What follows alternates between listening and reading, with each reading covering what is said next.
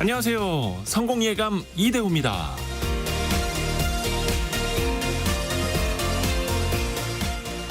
인사이드 아웃이라는 영화를 보면 주인공 마음속에 살고 있는 여러 감정들이 나옵니다. 기쁨이, 슬픔이, 버럭이, 소심이, 까칠이. 최근 2편에서는 불안이가 추가됐죠. 주인공이 사춘기가 되면서 불안한 감정을 갖게 된 건데요. 불안한 마음에 휩싸인 나머지 옳지 못한 선택, 또 과한 행동을 하거나 큰 혼란에 빠지는 모습도 그려집니다. 흔히 불안함이라고 하면 부정적인 느낌이 들죠. 불안, 마음이 편하지 아니하고 조마조마함. 하지만 이 불안함의 순기능도 있습니다. 사람이 게을러지지 않고 계획적으로 살 수 있는 건 불안한 감정이 있기 때문입니다. 아침에 일찍 일어나지 않으면 지각할 수 있다는 생각. 업무를 제대로 완수해야 승진하고 연봉도 높아질 거라는 생각. 생활 안전도 마찬가지죠. 신호를 위반하면 사고가 날 수 있다는 생각. 가스불을 제대로 껐는지 확인하는 습관도 어쩌면 불안감에서 시작될 겁니다. 물론 이 불안감이 과도해서는 안 되겠지만요. 오히려 불안감이 전혀 없다면 우리 생활이 게을러지거나 위험해질 수도 있습니다. 과해서 좋은 게 없듯이 필요하지 않은 감정도 없습니다. 성공예감 이대호입니다. 시작합니다.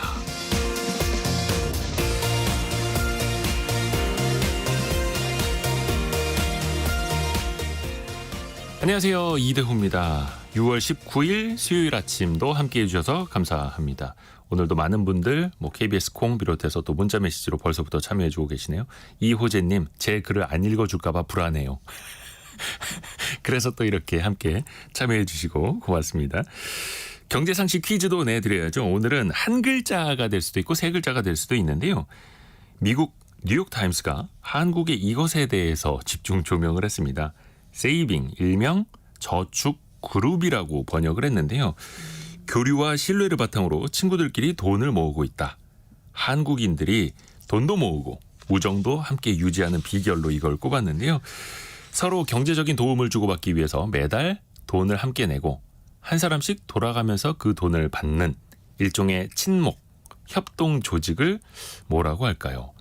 예전에는 진짜 큰 돈을, 목돈을 모으기 위해서 했다면 요즘에는 식사 모임이라든지 진짜 친목 용도로 많이 이걸 만드는 것 같은데요. 가끔 이거 돈을 관리하는 사람이 이제 튀었다라고 하는 뉴스가 사회적 이슈로 종종 있었던 한 글자가 될 수도 있고 세 글자가 될 수도 있는데요. 여러분이 정답을 보내주시면 됩니다. 뉴욕타임스는요, 참고로 이거를 그 알파벳으로 그대로 적었더라고요. GYEMOIM. 자, 짧은 문자 50원, 긴 문자 100원이 되는 샵 9730, 그리고 KBS 콩이 열려 있습니다. 추첨을 통해서 다양한 선물 계속해서 보내드리고요. 또 유튜브를 통해서도 언제든지 함께 하시죠. 성공예감 이대호입니다. 자주 검색하시면 성공이 가까워집니다.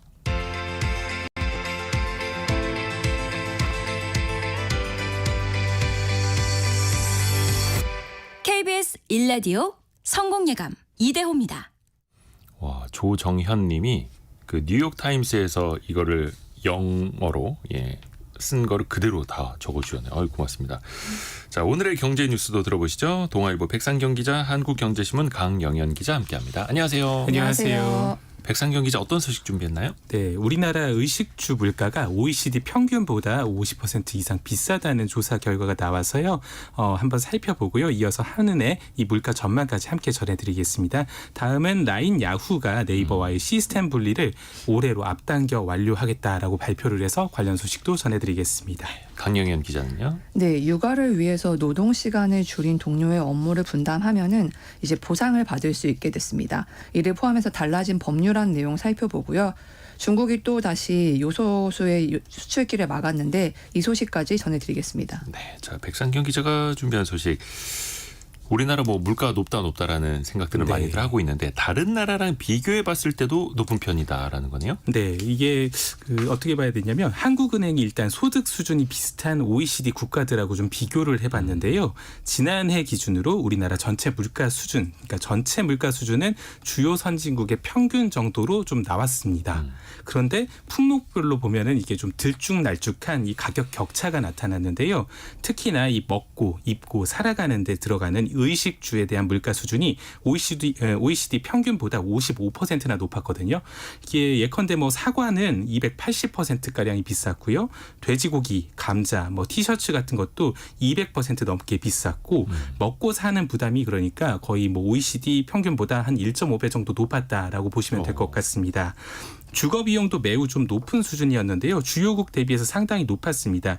이 주택 임대료를 이제 그 소득 대비해서 집값 배율로 좀 따져보는 그 PIR이라는 지표가 있는데요. 네.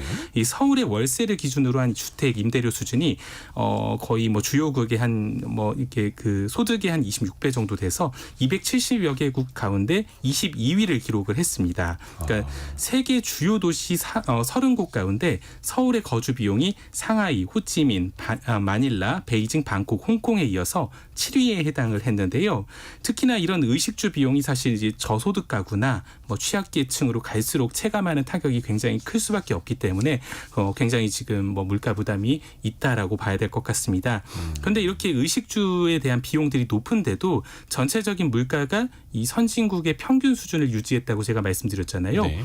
그렇게 된 거는 사실은 이제 낮은 공공요금에 기댄 측면이 강합니다. 그러니까 전기, 가스, 수도요금하고 이 대중교통비 같은 이런 공공요금들이 OECD 평균의 70% 수준에 불과했거든요. 그러니까 그동안에 이제 경제 지표가 각종 여러 가지 지표들이 좋아지고 있다, 괜찮아지고 있다라고 했었는데 이게 실질적으로 체감이 안 된 게 우리 실생활에 직접적으로 맞닿아 있는 의식주 물가가 여전히 비쌌기 때문이라고 분석을 할 수 있겠습니다. 특히나 최근에 이 전기나 뭐 가스 요금 같은 것들에 대한 정상화 요구들이 조금 나오고 있는 상태잖아요. 그래서 이 공공요금 부분까지도 만약에 올라간다 이러면 하반기 물가 변수로 좀 크게 작용할 가능성이 있습니다. 그 의식주 중에서 식음료의 근저가 되는 농산물 있지 않습니까? 네. 농산물 가격도 요즘에 또 고공행진을 하고 있는데 근데 이게 일시적인 게 아니다라는 진단도 나왔어요. 네, 사실은 이제 오랫동안 그 적체가 돼 있었던 어떤 구조적인 문제다라고 하는 이 지적을 좀 했습니다. 그러니까 농산물 가격이 높은 이유는 이를테면 이런 겁니다. 그러니까 농경지가 적고 또 노동력도 좀 고령화를 계속하면서 전반적으로 공급은 줄어드는데 그러니까 새로운 농산물들에 대한 어떤 수입 비중도 계속 적다 보니까 가격이 계속 높아질 수밖에 없다라고 하는 이 분석을 좀 했고요. 실제로 보면 또 이런 것도 있습니다. 농산물의 유통 비용도 갈수록 비싸지는 추세입니다. 그러니까 유통 비용을 소비자 가격으로 나눈 유통 비용률이라는 게 있는데요. 이게 2019년에는 33%, 근데 2022년에는 50% 수준으로 급격하게 좀 올라갔습니다. 이런 식료품이나 의류 가격 같은 것들이 OECD들의 뭐 한 평균 수준 이 정도까지만 낮아지더라도 우리 가계의 어떤 평균적인 소비 여력, 그러니까 쓸 수 있는 좀 더 소비를 할 수 있는 여력들이 한 7%가량은 늘어날 것이다라고 분석이 좀 됐습니다. 이게 반면에 이 공공요금 같은 경우는요. OECD 평균 수준까지 올리게 되면은 이게 뭐 거의 소비 여력이 한 3% 정도 줄어들 것이다라는 이 분석이 나왔는데요. 이 과정에서 결국은 이 공공요금 지출에 대한 어떤 비중들이 그러니까 소득에서 어떤 비중이 큰 이 저소득층 이쪽에서 더 크게 타격이 나타날 수 있기 때문에 이런 부분에 대해서 선별적인 어떤 지원도 필요할 것이다라는 게 한은의 분석이었습니다. 농산물 가격에서 유통 비용이 차지하는 비중이 거의 절반이고요. 네. 유통 과정에서 마진이 많이 붙는다라는 거고 네. 식료품하고 의류 가격이 OECD 평균 수준까지만 낮아져도 평균 소비 여력이 7% 늘어날 수 있다. 늘어난다는 거죠. 어마어마한 거네요. 일단 하반기 물가 전망은 한국은행이 어떻게 보던가요? 네, 한은은 이 소비자 물가 상승률이 일단 완만하게 둔화 흐름을 뭐 계속 이어가면서 하반기 중에는 뭐 2.4% 정도, 내년 하반기에는 2.1%까지 떨어질 것으로 좀 예상을 했습니다. 그러니까 전반적으로 하락 기조를 이어갈 것이다라는 건데요. 현재 2.2%인 이 근원 물가도 내년 하반기에는 물가 안정 목표에 해당하는 2%까지 떨어질 것으로 내다봤습니다. 이 3%를 훌쩍 넘어서던 게 엊그제 같은데 이 소비자 물가 상승률이 사실 올해 상반기 들어서 완만하게 둔화 추세를 나타내고 있는데요. 다만 이창용 한은 총재는 여전히 물가가 이 목표 수준으로 수렴했다라고 판단하기는 어렵다라고 이런 견해를 좀 밝혔습니다. 사실 이게 물가에 대한 인식이 물가 그 따로 떼어서 보는 것들이 아니라 금리 인하하고 지금 계속 연결돼서 해석될 수밖에 없는 상태잖아요. 그래서 지금 뭐 보면 주요 국가들이 이미 금리를 조금씩 내리는 가운데 시장 일각에서 기준금리를 인하할 것이다라는 기대감이 높아지고 있는데 이런 부분들에 대해서는 조금 신중한 입장을 내비친 것으로 볼 수 있겠습니다. 이창용 총재는 인플레이션은 통화 정책으로 대응할 수 있지만 다른 나라에 비해서 높은 이 생활비의 수준은 통화 정책만으로 해결하기 어려운 문제라고 지적을 하기도 했고요. 최상목 경제부총리도 공공요금에 대해서는 민생과 직결된 만큼 인상은 좀 자제하고 불가피하다면 인상폭은 최소화하는 게 국민에 대한 책무라고 발언을 했습니다. 자, 강영현 기자가 준비한 소식 들어볼게요. 그 육아휴직을 하거나 아니면 아이 보기 위해서 단축 근무를 할 때 이게 제도는 있어도 내가 일찍 들어가면은 동료들한테 또 피해를 끼칠까봐 이거 잘 못 쓰게 되잖아요. 눈치 보게 되고. 네. 근데 좀 대안이 만들어지나 보네요. 네, 다음 달부터 이제 육아기 근로시간 단축제 이것을 이용하는 근로자의 동료가 해당 업무를 분담해서 일을 했다면 최대 20만 원에 월 20만 원의 지원금을 제공하기로 했습니다. 여기서 육아기 근로시간 단축제가 뭐냐면은 8세 이하의 자녀를 둔 노동자가 1년간 주당 15에서 35시간으로 근로시간을 줄일 수 있는 제도인데요.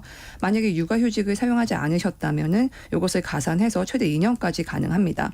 근데 말씀하셨다시피 아무래도 그동안은 일을 줄이면은 동료들에게 부담이 될까 이렇게 걱정하는 분들이 많았는데 그것에 대한 보상안을 마련했다는 겁니다. 사업주의 보상 여부를 확인한 다음에 지원금이 지급되기 때문에 실제로 현장에서 지원금을 받는 시기는 신청한 이후에 한 1-2개월 이후가 될 것이라고 합니다. 그리고 또 이 육아기 근로시간 단축제를 이용했을 때 소득 감소 문제도 개선이 됐는데요. 원래는 주당 5시간까지 통상임금의 100%가 지급이 됐었는데 앞으로는 주당 10시간까지 늘어나게 됐습니다. 근데 사실 이게 그 기존에도 있었던 제도예요. 그러니까 네. 보장받을 수 있는 시간이 5시간으로 10시간으로 늘어난 건데 그런데 이제 그동안 영세 사업자일수록 이 제도를 모르거나 또는 실제로 도입을 하려고 해도 또 뭐 숙박, 음식업, 서비스업 이런 데서는 좀 부담을 느낄 수 있는 상황인데 그래서 이렇게 제도가 개선이 됐지만 얼마나 확대될지 실효성이 있을지는 조금 더 지켜봐야 할 것 같습니다. 일단 나의 일을 동료가 맡아준다면 그 사람이 지원금을 추가로 받을 수 있으니 눈치 보는 일을 좀 덜하겠다 이런 아이디어네요. 네. 요즘 맞벌이 가구가 얼마나 되는지 또 데이터가 나왔네요. 네, 통계청에 따르면 이제 지난해 배우자가 있는 가구가 1268만 가구인데 이 중에서 맞벌이 가구가 48%로 지난해보다 2%포인트 상승한 것으로 나타났습니다. 이제 관련 통계가 2015년부터 나왔는데 이때 이후에 사상 최고치를 기록한 겁니다. 지난해 모든 연령대에서 맞벌이 가구 비중이 상승한 것으로 나타났는데 네. 30대가 가장 높았는데요. 전체 가구의 60%가 맞벌이 가구인 것으로 나타났습니다. 그러니까 그리고 10대부터 50대까지도 맞벌이 가구가 50%에서 60%에 육박을 했는데 맞벌이를 하는 가구가 절반이 안 되는 연령대는 60대뿐이었습니다. 그동안은 사실 이제 맞벌이 가구 비중이 가장 높은 연령대가 통상 40대나 50대였는데 지난해 처음으로 30대 맞벌이 비중이 모든 연령대에서 최고를 기록했습니다. 그래서 왜 그런가 봤더니 맞벌이 비중은 이제 여성 고용률이 문제가 가장 중요한데요. 네. 이 여성 고용률이 늘어나면은 상승하는 경향을 보입니다. 특히 지난해 숙박 및 음식업점에서 이제 30대 여성 고용률이 늘어난 것이 영향을 미쳤다 이런 분석이 나옵니다. 그러니까 아이가 있어도 맞벌이를 하는 경우가 많은 것으로 나타났는데요. 지난해 18세 미만의 자녀를 둔 가구 같은 경우에 전년보다 2만 가구가 줄었는데 맞벌이 가구는 12만 가구 늘어난 것으로 나타났습니다. 자녀가 있는 맞벌이 가구의 주당 평균 취업 시간도 40시간으로 전년 대비해서 2시간가량 증가를 했습니다. 이제는 60대 이상의 고령층을 빼고는 거의 과반이 네. 맞벌이를 하고 있다. 대단합니다. 또 산재보험이랑 산업안전 관련해서 달라지는 제도도 있네요. 네, 고용산재보험료 징수법 시행령 개정안도 어저께 국무회의를 통과했습니다. 4인 이하의 농업 근로자가 고용보험에 가입을 원하는 경우에 개별적으로 가입을 할 수 있고요. 또 농업 경영체로 등록한 사업주도 자영업자 고용보험에 가입할 수 있도록 요건을 완화했습니다. 이제 그만큼 고용보험을 들고 싶으시면은 누구나 들 수 있게 된 건데요. 이 법은 이제 다음 달 1일부터 시행이 됩니다. 또 하나는 산업안전보건법 시행령 개정안인데요. 혼합기와 폐쇄 분쇄기를 기계 안정성 확인 그리고 안전검사 대상에 포함하는 것이 골자입니다. 이게 왜 나온 법안인가 하면은 재작년 10월에 SPC 계열사인 SPL 공장에서 식품 혼합기에 이제 노동자가 끼어서 사망한 사고를 다 기억하실 텐데 네. 이 사고를 계기로 해서 시행령이 개정이 됐습니다. 이 규정은 시행령 개정안이 공포되고 나서 2년 후부터 시행이 됩니다. 자, 백상경 기자가 준비한 두 번째 소식 들어볼게요. 일본 정부에서 지금 네이버의 라인 서비스를 두고 네. 일본에서 조금씩 이제 손을 떼게끔 만들고 있지 않습니까? 네. 라인 야후가 중요한 걸 또 하나 발표했어요. 네, 이 일본의 국민 메신저 라인을 운영하는 라인 야후, 이 네이버와의 시스템 분리를 좀 앞당기겠다는 뭐 그 계획을 발표를 했습니다. 네. 이 시스템 분리를 올해 안에 완료를 하겠다라고 하면서 탈 네이버의 속도를 좀 붙여가는 뭐 그런 모습인데요. 이데자와 다케시 라인 야후 CEO가 일본 도쿄 라인 야후 본사에서 열린 정기 주주총회에서 네이버 클라우드에 위탁했던 직원용 시스템 인증 기반의 분리 작업을 올해 안에 마무리를 하고 일본 내에 있는 거의 모든 서비스에서 네이버와의 위탁 관계를 종료하겠다라고 말을 했습니다. 그러니까 라인 야후에서 네이버의 영향력을 거의 없애겠다라는 이런 축소하겠다라는 뭐 그런 것들에 대한 얘기인데요. 실제로 지난주 이 라인 야후는 일본 내에서 이 모바일 송금 결제 서비스를 하고 있는 라인페이를 내년 4월 말까지 차례로 종료하겠다라는 계획을 발표하기도 했습니다. 기존에 하던 사업은 이 소프트뱅크가 운영하는 간편 결제 서비스인 페이페이로 이관을 하고요. 라인페이는 이 사실 이제 라인이 네이버 자회사였던 2014년 출시한 서비스인데 이걸 소뱅의 서비스로 바꿔버리는 거죠. 그리고 또 이사회 멤버가 완전히 일본인으로 이제 장악이 됐죠. 네, 사실 7명이었는데 이게 전체 숫자를 6명으로 줄이면서 한국인을 빼버리는 그런 네. 결정을 내렸는데요. 이게 이날 주총에서 신중호 라인 야후 최고 제품 책임자 CPO가 이사회에서 제외하는 이 안건이 통과가 됐습니다. 그러니까 신중호 CPO는 사실 NHN 재팬 시절부터 이 라인 앱 개발과 사업을 주도해서 사실상 라인의 아버지라고 불려온 거의 라인 창업자라고 봐도 무방한 사람인데요. 라인 야후 이사회에서 좀 있던 유일한 한국인이기도 했습니다. 그런데 이제 신 CPO가 라인 야후 사내 이사에서 물러나면서 이사회 전체 숫자가 7명에서 6명으로 줄었고요. 6명 전원이 다 일본인인 상태가 되었고요. 그리고 또 중요한 거 네이버가 갖고 있는 그 지분은 이제 어떻게 되는 겁니까? 이데자와 CEO가 사실 이 A홀딩스, 그러니까 라인 야후 지분을 65% 정도 보유하고 있는 이 A홀딩스에 대한 이 네이버와 소프트뱅크 간의 지분 변경 관련 내용은 이번에는 이제 언급하지는 않았습니다. 네이버 소뱅이 지금 A홀딩스 지분을 50대 50 반반으로 지금 가지고 있는 상태거든요. 근데 이제 라인 야후의 어떤 이 사용자 개인 정보 유출 사태 요것과 관련해 가지고 현재 지금 일본 총무성이 네이버와의 자본 관계를 재검토하라 라는 이 행정 지도를 내린 이후에 네이버와 소프트뱅크가 지분 매각 협상을 계속 진행을 하고 있는 상태고요. 일본 총무성은 지금 이 개인정보 유출을 빌미로 해서 네이버와 자본관계 재검토 대책을 오는 7월 1일까지 보고하라고 지금 통보를 했었는데 이에 관련해서 지금 이데자와 CEO는 당사 그러니까 라인 야후가 모 회사의 이 자본관계 변경에 관해서 결정할 수 있는 입장은 아니다. 근데 이제 행정 지도에 근거해서 검토를 요청하고 있다라고 하면서 뭐 현 시점에서 정해진 사실은 없지만 공표해야 할 사실이 생기면 신속하게 공표하겠다라고만 좀 밝혔습니다. 자, 강영현 기자가 준비한 두 번째 소식 들어볼게요. 중국이 다시 요소수 수출을 막았어요.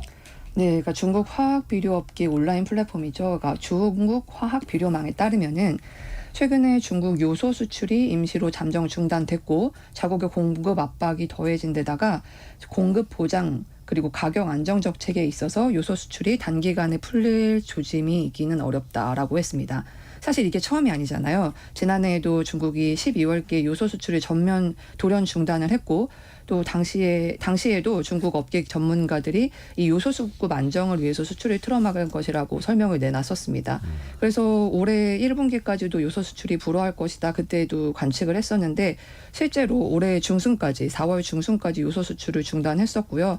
그래서 당시에 중국 요소 의존도가 높았던 한국에도 영향을 미쳤습니다. 다행히 지난 4월 중순부터 수출을 재개했었는데 갑자기 또 중단이 된 겁니다. 이번에는 뭐라고 합니까? 중국 쪽에서?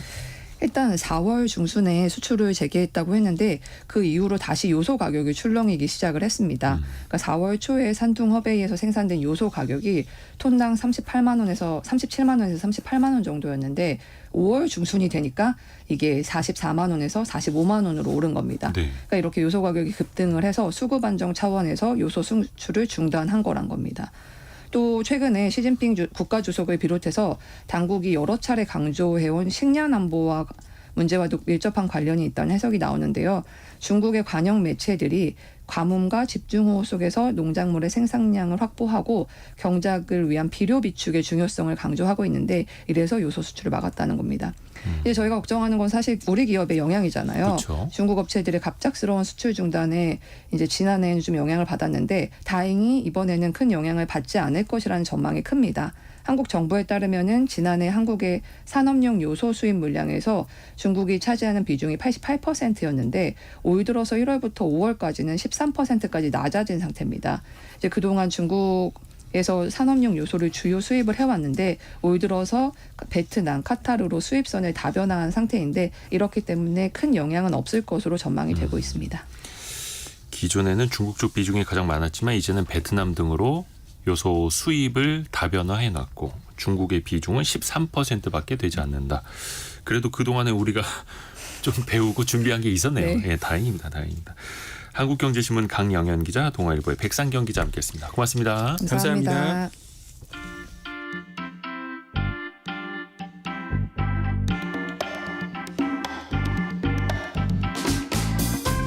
지금 여러분께서는 KBS 일라디오 성공예감 이대호입니다를 듣고 계십니다.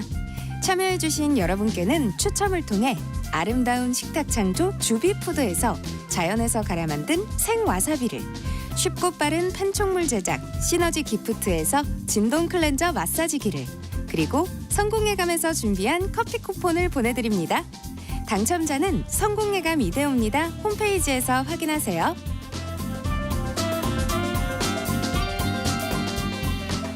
경제상식 퀴즈 한 번 더 내드릴게요. 뉴욕타임스도 주목한 우리나라의 이 문화입니다. 예전에는 이제 개주라고 하는 사람이나 총무에게 현금을 입금해주는 방식이 많았죠. 그 사람이 혼자서 관리하는 경우가 많았었는데 이제는 매달 뭐 몇만 원 단위로도 혹은 몇천 원 단위로도 함께 돈을 모아서 쌓아갈 수 있는 모임 통장도 인기가 많습니다. 여행을 가기 위해서거나 아니면 고급 식당에서 외식을 하기 위해서 혹은 부모님 잔치를 하기 위해서 또 정례적인 모임을 하기 위해서 이렇게 돈을 모으시는 분들이 많죠. 친목도 도모하고 같이 목적도 달성하고 그런데 가끔 어떤 사람들이 돈을 갖고 도망갔다 혹은 그거 가지고 투기를 했다 이런 게 또 이제 사회적 문제가 되기도 했었는데요. 많은 분들이 정답도 보내주시면서 7152님 저희 엄마가 저 어릴 적에 이 돈을 떼어서 그 사람 찾으러 다니다가 애먹었던 기억이 있어서 돈 모으는 이걸 하면 절대 안 되겠다는 교훈이 있습니다라고 보내주셨고요. 9425님도 아빠가 이 모임을 하시는데요. 개주가 진짜 돈 들고 튀었어요. 유유. 웃으면 안 되는구나. 4666님 우리 엄마가 예전에 이거 하다가 2천만 원 떼였습니다. 그때 진짜 아빠하고 이혼할 뻔... 이렇게. 왜 진짜로 이 떼였다는 혹은 이제 개주가 날랐다는 이야기들을 정말 많이 보내주시네요. 뉴스에서만 보던 이런 것들 진짜 자주 있었나 봅니다. 한자로 이게 약속한다, 맺는다는 뜻을 또 갖고 있다고 하네요. 삼국시대부터 곡식 같은 거를 품앗이 개념으로 서로 도와주고 또 도움받고 그런 전통들이 또 지금까지도 이어지고 있는 거죠. 4969님 오늘 방송에서 이거 탔으면 좋겠습니다. 예전에 맞아요. 뭐 좋은 일 생기면 나 오늘 이거 탔다. 이거 탄 날이다. 이런 식으로 또 표현을 하기도 하셨었는데요. 한 글자 혹은 이제 세 글자로 보내주셔도 좋습니다. 짧은 문자 50원, 긴 문자 100원이 드는 샵 9730이나 KBS 콩이 열려 있습니다. 오늘의 움직임에 주목하고 세상의 흐름을 놓치지 않습니다. 여러분의 내일을 응원하며 성공의 열쇠를 함께 찾아갑니다. 성공예감 이대호입니다. 사실 뭐 엄밀히 말하면 대중교통은 아닙니다만 여전히 많은 사람들이 이제 택시를 이용을 하시고 또 우리의 발이 되어주는 수단으로 빠질 수 없죠. 또 택시 안에서도 라디오 또 많이 들어주시고요. 예전에는 택시 길에서 이제 손을 흔들어서 잡았었는데 요즘은 다 스마트폰으로 부르는 시대가 되어 있고 그 역사를 한번 또 재미나게 거슬러 올라가 보겠습니다. 라떼 경제사 시간. 경제 전문 뉴미디어 김정인 이사와 함께합니다. 안녕하세요. 안녕하세요. 이사님 택시 종종 타세요? 오늘도 타고 왔습니다. 그러셨구나. 요즘 또 날 더우니까 택시 안도 시원하고. 택시 지금 기본 요금이 수도권에서 한 4,800원 되고 네. 지역에서도 4,000원 정도가 되지 않습니까? 진짜 초창기의 택시 요금은 얼마부터 출발했을까요? 초창기가 언젠지부터 이야기를 해야 될 것 같은데 생각보다 이릅니다. 이 택시가 생겼던 게 1920년대이고요. 20년대, 100년 넘었네요. 네, 그래서 1930년대 초반쯤 되면은 뭐 1원 택시, 50전 택시 등 해가지고 경성 안에서 움직이면은 거리 상관없이 균일가로 이용할 수 있는 택시 서비스도 좀 등장을 했었어요. 50전, 네. 1원. 근데 당시에 쌀 한 가마니가 한 60kg 정도 되거든요. 네. 근데 이 한 가마니에 6원에서 7원 정도 했습니다. 그러니까 1원이 굉장히 비싼 가격이었죠. 오, 그러네요. 거의 쌀 한 가마의 6분의 1, 7분의 1 가격. 네. 1원이면. 그러면 당시 뭐 당연히 서민들이 타기가 어려웠겠네요. 예. 그렇죠. 근데 1920년대가 조선의 자동차 시대라고 일컬어졌던 때인데요. 그렇지만 이제 일반인보다는 일본인들이나 다른 외국인들, 이제 조선인 부유층 사이에서 주로 이용이 됐고요. 이때 또 택시 회사도 여러 세워져서 시장 경쟁을 하면서 이용을 할 수 있는 사람들 중에서는 인력거보다도 오히려 경제적인 교통수단으로 여겨지기도 했습니다. 그래서 1923년에 조선 내의 자동차 수가 1,000대를 넘어섰고요. 이 중에서 승합용 자동차, 뭐 택시죠. 이제 60대로 이제 택시가 경성 내 60대 정도 되었다고 추측을 해볼 수 있는데 사실 뭐 임대해가지고 쓰는 택시도 있었기 때문에 이거보다 조금 더 많았다고 추측을 하시면 되고, 근데 이러던 것이 1929년이 되면은 이제 뭐 승합용 자동차만 해도 이제 300대 이상으로 늘어났다고 합니다. 1923년 거의 딱 100년 전에 경성 내에 60대 정도가 있었다. 당시에 그 정도면 또 충분했을까. 29년이 되면서 300대 이상 늘어났고 당시에는 당연히 국산차가 없었던 시절이니까 네. 주로 이제 수입차로 운행을 했겠네요. 그렇죠. 모든 게 수입차죠. 예. 어떤 차종이 좀 택시로 이용되었느냐 하면요. 포드하고 쉐보레 언급이 좀 많습니다. 이제 이런 미국 차들이 주로 이제 경성 거리를 좀 질주를 했고요. 재미있는 기사가 하나 있어요. 이제 1928년에 조선일보에서 자동차 제조사 인기 투표를 실시를 했는데요. 1928년에 네, 근데 5위까지가요. 다 잘 모르시는 브랜드일 겁니다. 어떤 이름입니까? 1위가 스튜드 베이커, 이제 2위가 에섹스, 3위가 얼스킨, 4위가 허드슨, 이제 5위가 이제 쉐보레였는데요. 네. 이 스튜드 베이커가요, 1960년대에 사라져서 지금은 없는 회사인데. 이 자동차 그 모델 이름이 아니라 제조 회사 이름이에요. 네, 제조 회사 이름입니다. 네, 1852년 설립이 됐었고요. 독립운동가 여운형이 암살될 때 타고 있었던 이제 차종도 스튜드 베이커 회사일 거. 이거 좀 네. 영화 속에 많이 나온 그런 모델. 네, 네. 스튜드 베이커, 에섹스, 얼스킨, 허드슨. 아, 정말 낯선 이름이기도 합니다.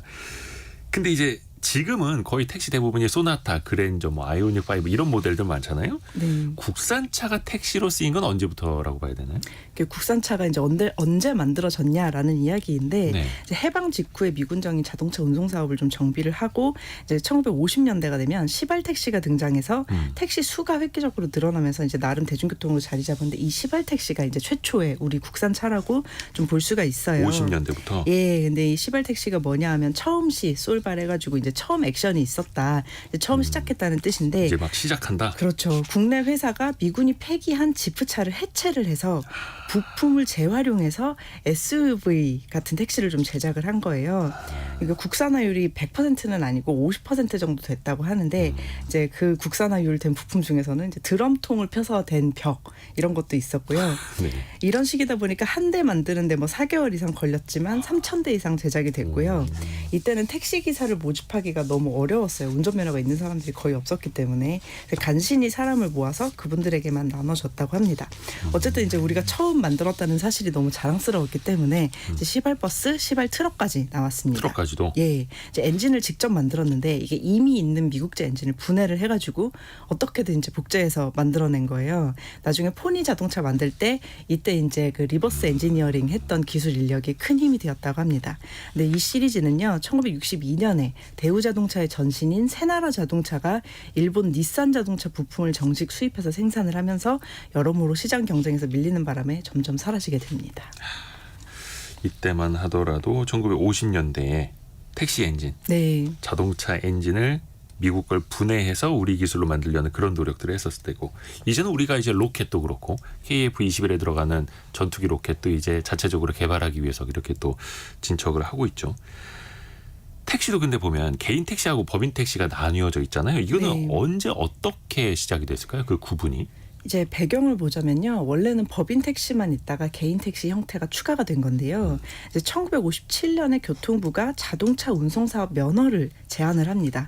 운송 사업을 하면 돈을 좀 크게 벌 수 있던 때여서요.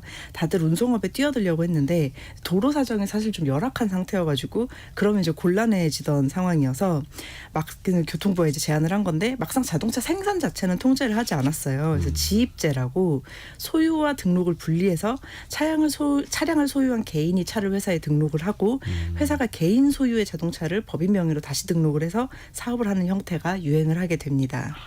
뭔가 개인 택시랑 법인 택시가 막 혼합이 되어 있던 그런 모양이었던 거네요. 네. 근데 이게 이런 지입제 시행하니까 처음에 문제가 좀 많았었다고요. 그렇죠. 이제 막상 수익에 누가 더 기여하는 것이냐부터 사고 나면 책임은 누구한테 있느냐, 또 당시 서비스의 질이 어땠냐 하면은 기사분들이 더우면 그냥 상의를 벗고 운전도 하셨다고 하고요. 60년대. 예, 그러다 보니까 이제 개인 운전기사들이 이제 개인의 교부되는 면허를 좀 요구를 했던 거죠. 그래서 정부에서도 그 편이 서비스 경쟁력이 높아지겠다 싶어서 이제 무사고 운전자 등의 면허를 주기 시작한 게 1965년이고 이게 이제 개인 택시의 시작인데 나중에 이제 택시기사 유니폼 기억하시는 분들이 많을 텐데 유니폼이 등장한 배경이 워낙 이제 뭐 이렇게 아저씨들이 다 서비스의 우통 질이 벗고 운전해서 없다 보니까 그게 어떤 차별화가 됐던 거죠. 1965년부터 무사고 운전자들에게 이제 면허, 네. 택시 운전 면허를 발급하기 시작했다. 그러면서 이제 노란 셔츠, 예. 송강호 씨 나오는 택시 운전사 그 영화에도 그렇게 또 나오죠. 네. 근데 과거에는 이 택시 요금 가지고 싸우는 경우가 정말 많았다 하더라고요. 맞아요. 그래서 예. 사실 미터기 택시는 1920년대 중반에 이미 있기는 했었는데 미터기 택시가 20년대에 있었다고요? 네. 근데 미터기 계기판을 택시마다 이제 의무적으로 좀 달고 주행거리에서 비교해서 받도록 한 거는 1962년이에요. 법적으로 이제 이게 약간 체계적으로 된 건 예, 62년. 그렇습니다. 그 전에는 미터기가 있거나 없거나 요금을 적당히 받곤 해서요. 흥정도 붙고 싸움도 많이 났었다고 해요. 이때 당시에는 이제 2km를 달리면 기본 요금이 500관, 500m 달릴 때마다 5원씩 자동으로 좀 추가가 되도록 했고요. 네. 근데 이런 기준을 도입했다고 해서 바로 이제 관습이 정착된 것은 아니었고 교회에 나가서 손님 태우고 돌아오기 힘들다든가 하는 이제 좀 그런 예상이 되면은 그쵸. 왕복 요금을 받거나 이제 미터기를 작동시키지 않고 임의로 부른다거나 해가지고 시비가 많이 됐었고요. 이제 미터기를 꺾는다는 표현이 있죠. 미터기 꺾는다. 네, 그래서 사실은 이제 빈차라는 표지판이 좀 달려 있었는데 택시에 손님이 타면은 그 표지판을 이렇게 딱 접어서 내리는 거예요. 꺾는 네. 순간 이제 말이 이제 달리면서 이제 거리가 계산되기 시작하는 그런 유리창 풍경도. 앞에 보이게 만들어놨던 예, 계기판 맞아요. 그걸 옆으로 꺾어서 내리면 그때부터 요금이 올라가기 시작을 네, 해서 네. 미터기 꺾는다라는 표현. 그렇습니다. 드라마인가 영화에서 어디서 한번 본 것 같기도 합니다.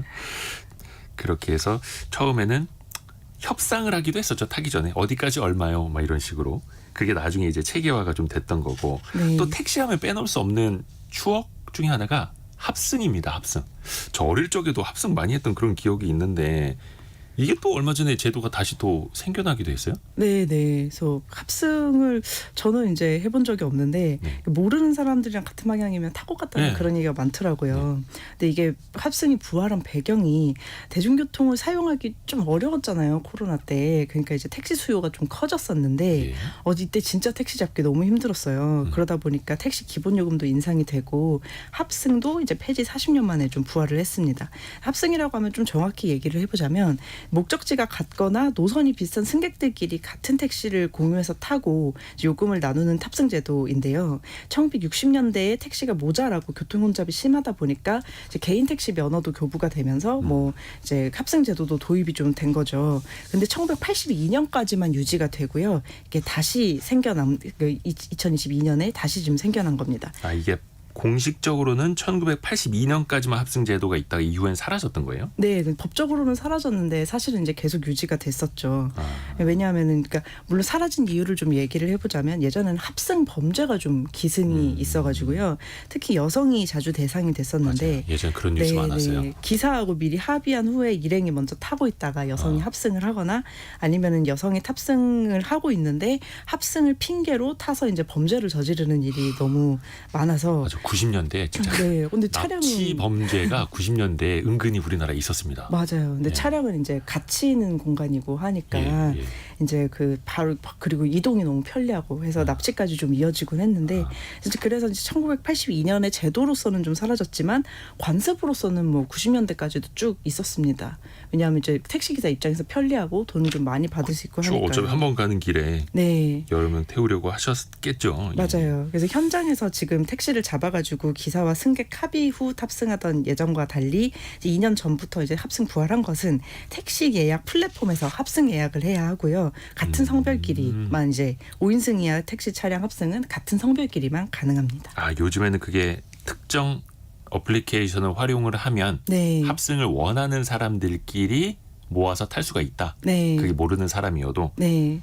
그러면 이게 요금도 좀 쌉니까? 그까지는 잘 모르겠습니다. 당연히 좀 저렴해야죠. 아, 근데 제가 기억하고 있는 90년대 택시 합승은 엄연히 불법이었던 거네요. 맞습니다. 그 시절에는. 불법이었습니다. 맞아요. 그래서 합승이 이게 사라지질 않고 있으면 이런 뉴스도 어릴 적에 많이 봤던 그런 기억도 있는 거고요. 그 택시에 대한 추억담도 많이들 보내주고 계시는데요. 3030 쓰시는 분께서 저 어릴 때 아버지 따라서 예식장 갈 때 어느 예식장까지 얼마에 갑시다 하면서 갔던 기억이 납니다. 이제 예전에 정말 중요한 날 이럴 때 택시를 탔던 그런 분들도 기억에 많이 남네요. 자, 그런가 하면은 이게 택시도 어떻게 보면 이제 시대에 따라서 시대 변화를 또 반영하기도 하거든요. 앞으로는 또 어떤 변화가 생기게 될까요? 사실 뭐 지금은 택시를 포함해서 운송수단에 대한 개념 자체가 급속도로 변화해가고 있는 시대잖아요. 네. 최근에는 헬기 택시 서비스가 좀 등장을 했고 예, 이게 헬기 택시 서비스가 강남에서 인천공항까지 20분 만에 가는 등 서울에서 이제 시범 운행을 하기도 했습니다. 그러니까 사실 저는 택시라고 하면 자동차만 당연히 생각을 했는데 그냥 택시 서비스가 좀 개념이 분리가 돼서 운송수단의 어떤 플랫폼 모빌리티 자체는 상관없이 이제 그 서비스에 대한 얘기가 되는 것 같더라고요. 드론처럼 생긴 거죠. 네, UAM이라고 해서 도심 항공 서비스 뭐 이런 식으로. 맞아요. 모빌리티 플랫폼 발전하면서 이제 그 택시를 잡는 형식이 바뀐 것도 저한테는 엄청나게 큰 일이었는데 이게 생각보다 좀 빠르게 변하고 있고요. 그 택시 서비스는 이제 대중교통인지 아닌지 좀 항상 논의가 되고 있는데 택시 서비스는 조금 더 빠르게 변할 것 같아요. 왜냐하면은 다른 대중교통은 어쨌든 노선이 정해져 있어야 좀 대중교통이라고 하는 면이 크거든요. 그래서 이런 노선이 정해진 다른 대중교통과 택시 서비스는 앞으로 차별화되는 방향으로 갈 가능성이 좀 크고요.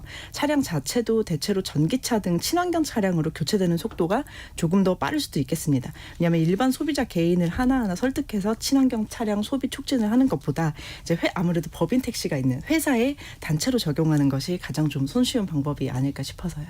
이제는 우리가 드론 택시를 또 이야기하는 그런 시대까지 왔습니다. 1920년대부터 1950년대 뭐 시발 택시 이야기도 했고 안귀영님이 이런 문자 보내주셨는데 요거 추억하시는 분들 정말 많을 겁니다.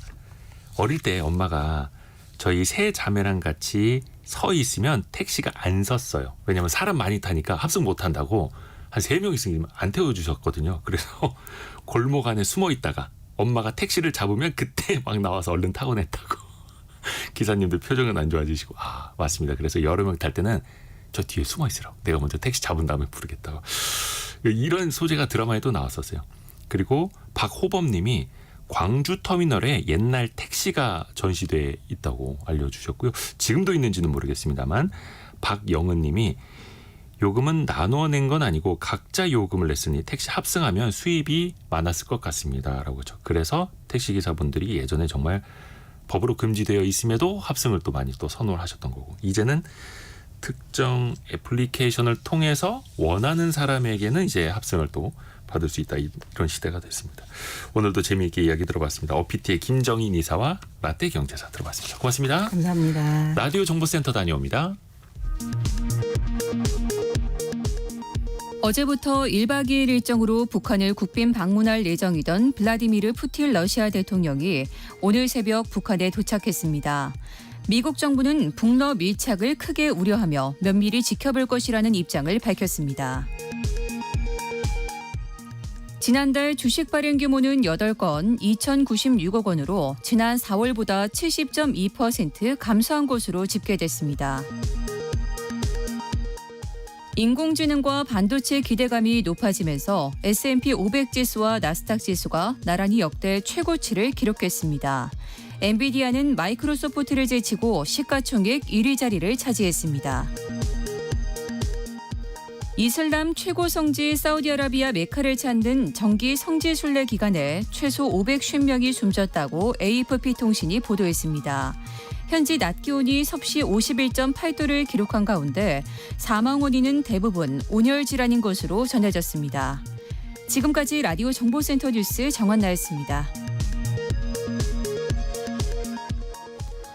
아까 전에 저희가 택시 이야기 했는데요. 3012님이 결혼하고 택시 타고 온양 온천으로 신혼여행 가는 게 그렇게 부러웠던 시절도 있었지요라고.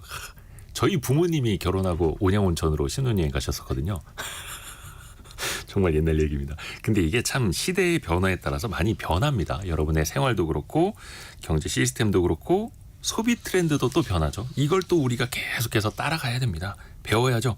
트렌드 팔로우 시간 서울대 소비자학과 한다혜 박사와 함께합니다. 안녕하세요. 안녕하세요. 오늘은 건강에 대한 트렌드 이야기해 주신다고 하는데 근데 건강은 예전부터 다들 신경을 썼을 텐데 좀 특이한 점이 좀 찾아진 게 있나요? 네, 최근에 이 건강관리 분야에서 바이오 해킹이라는 요 트렌드가 상승을 하고 있습니다. 해킹이요? 네, 요 용어가 다소 생소하실 수 있을 것 같은데요. 네. 우리 흔히 컴퓨터를 해킹한다라는 말을 씁니다. 예. 이 해커들이 시스템에 접속을 하고 조종하고 이제 권한을 얻는 것을 해킹이라 하는데 바이오 해킹도 같은 맥락이에요. 내 몸에 접속해서 데이터를 면밀하게 파악하고 이를 더 나은 방향으로 조종한다라는 좋은 의미인데 좀 부정적으로 생각하시는 분들이 있는데 좋은 의미로 이제 바이오 해킹이라고 말을 합니다. 요즘에 좀 좋은 쪽에다가 해킹, 네. 해커 이렇게 갖다 붙이는 경우도 있더라고요. 네, 맞습니다.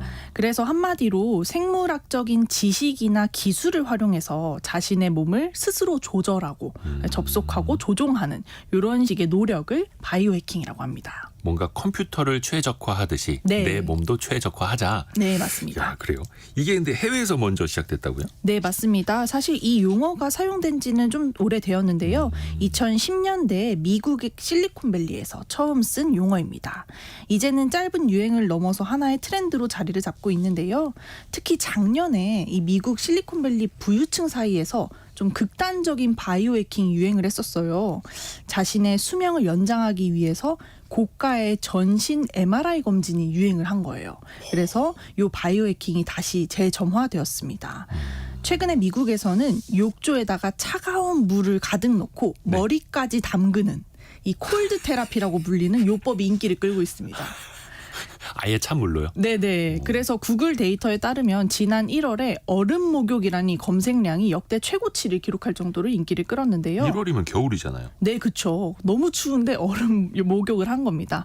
그런데 이 차가운 물에 몸을 담그면 뭐가 좋은가 봤더니 몸이 좀 각성되고 에너지가 생기고 체내 염증이 감소된다라는 이런 효과들이 또 알려지면서 인기를 끌었다고 합니다. 한편 국내에서도 비슷한 움직임들이 쏙쏙 보이고 있는데요. 우리나라에서는 앞서 언급한 얼음 욕조 같이 이런 극단적인 요법보다는 네. 조금 내 일상에서 실천할 수 있는 이런 기술을 활용한 바이오 해킹이 인기를 끌고 있습니다. 이게 극단적인 거네요. 얼음 목욕은. 네네. 근데 그 정도로 본인의 몸을 최적화하고 건강을 끌어올리는데 관심이 많다. 네. 이 정도로 이해를 하면 될 것 같아요. 그리고 또 빠질 수 없는 게 식생활이잖아요. 좋은 거 먹어야 되고. 네, 맞습니다. 최근에 이 식생활에서 바이오 해킹이 가장 두드러지게 나타납니다. 요즘은 식품을 보다 깐깐하게 검열하는 모습이 포착되고 있는데요. 탄수화물이나 단백질 같은 영양 성분을 따지는 것을 넘어서요. 이걸 섭취했을 때 즉각적으로 신체에서 어떤 변화가 일어나는지를 측정하는 사람들이 많아지고 있습니다. 최근에 인스타그램이나 유튜브에서는 음식을 섭취한 후에 바로 혈당을 재는 이 혈당 실험 영상이 매우 인기를 끌고 있는데요. 음식을 먹은 전, 먹은 후에 각각 혈당을 재서 비교하는 영상입니다. 그래서 음식을 먹는 순서에 따라서 혈당이 얼마나 달라지는지를 알려준다든지 아니면 저당 다이어트 아이스크림인데 정말 혈당이 오르지 않을까? 이런 식으로 사람들의 궁금증을 자극해서 혈당 실험을 하는 식으로 요즘 이런 콘텐츠가 또 인기를 끌고 있고요.